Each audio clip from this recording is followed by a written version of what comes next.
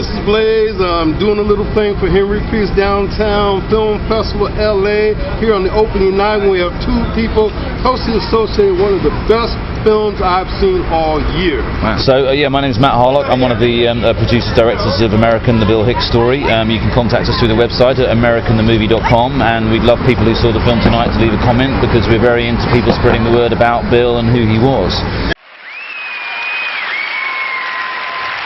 You're in the right place. It's Bill. It was an eye-opener to see him up there, really. He was good, and he had a passion for it, and you know, when somebody has a passion for something, you hope that he'll follow it.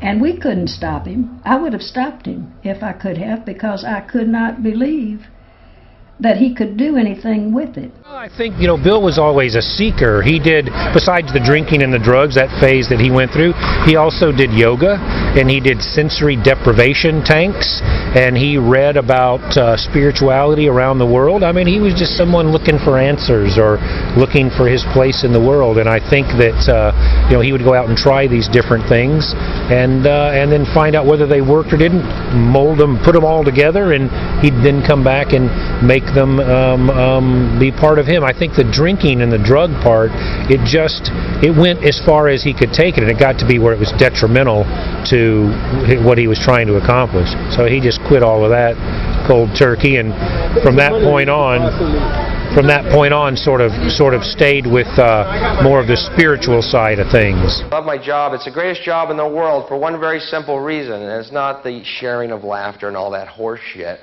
It's the fact that I don't have a boss. Every job I ever had with a boss, man, always harassed, you know. Hicks, how come you're not working? I go, there's nothing to do. Well, you pretend like you're working. Well, why don't you pretend I'm working? The interesting thing about Bill was that Bill was very serious. Now, my other son, you met, was always funnier than Bill. Doesn't get any better than that. So, displays, I'm doing a little thing for Henry Pierce Downtown Film Festival LA. Here on the opening night, we have two people closely associated with one of the best films I've seen all year. Wow. So tell us a little bit about who you are and who is who and why we're here. Well, our idea for Gay Keith came about that... Man, that was so funny. He's going, wait, turn it off. Wait. Okay. That was a great film of yours, and I was always surprised to hear about that kind of incident in your life, Steve. Exactly. But, well, it was only 40 minutes. It's the honesty that's the important thing. It's the honesty, and I wanted to share it with people. It was only 40 minutes. Okay. Yeah, well, there's a box set of Bill's material, a lot of it unreleased, 5 hours of video and 10 songs that Bill wrote and recorded, and some other special things in there, and it comes out next Tuesday. It's called Bill Hicks, The Essential Collection, and we just tried to tell the arc of Bill's career in there. These three rednecks met me after the show. Hey, buddy, come here. Hey, Mr. Comedian, come here. Yeah, I love that move. Come here.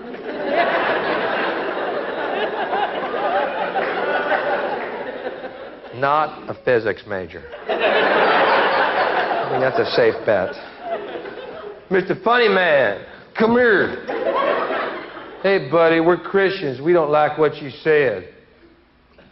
I said, then forgive me.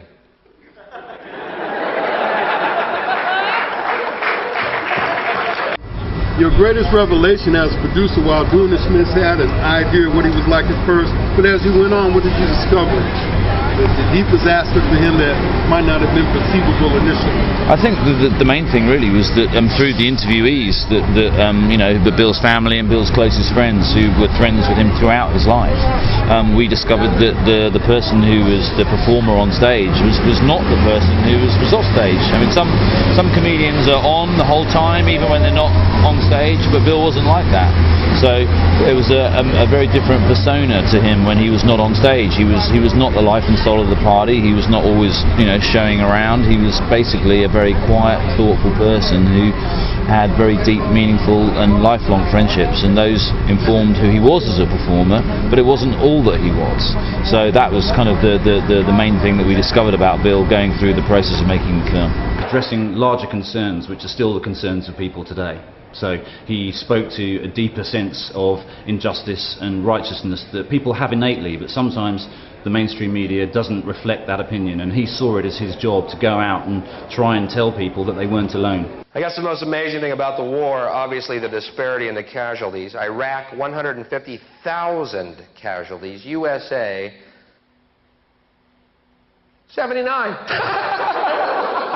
Let's go through those numbers again. They're a little baffling at first glance. Iraq, 150,000. USA, 79. 79. Does that mean if we had sent over 80 guys, we still would have won that fucking thing, or what? Bill was always very serious. He was very compassionate. He was a sweet boy, and I don't mean he was sweet. He was a sweet boy. No, he wasn't funny. A lot of Christians wear crosses around their necks. You think when Jesus comes back, he ever wants to see a fucking cross? All right, in closing, I appreciate this time. Tell me what you think about the Downtown Film Festival putting on this and having your mother come, be honored, and so on. I think it was fantastic for the Downtown Film Festival of Los Angeles to have this as the opening night film. It was a great honor. This is about the 7th or 8th festival that we've gone to, but it's never been the opening night film like this. So there's a lot of activity around it here and attention towards it here in LA, and that was great. And my mother's 81 years old, and she's a real trooper, you know. She loves hearing the kind words about Bill. You know, I think being a parent myself and losing a child, that's a certain sort of poignancy to that, and I think she just really enjoys getting out and coming out. She was delayed 4.5 hours on her flight getting out here today, but you wouldn't know it. She's still full of energy and happy to be here, and glad that the film festival took this opportunity. So. All right, I'll give you one last shot at any closing comments I may not have asked you about that you might want to express. One of the reasons that we made the film was because Bill's work needs to be more widely seen and more widely heard in the States.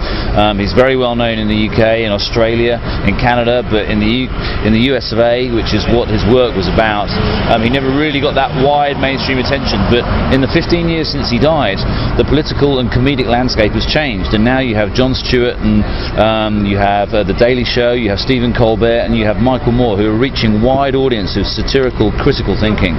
And Bill was in many ways the godfather of that. So what we're hoping to do with the film, and we're hoping to do for Bill's legacy, is to get him out to a wider audience. And the Downtown LA Film Festival, we hope, will be a large part of that buzz building around the film. Okay, thank you both very much for your time. Thank you. It's amazing to us 15 years later that Bill resonates so much around the world, and more so even than when he was alive, and it's just amazing. We did not see this coming.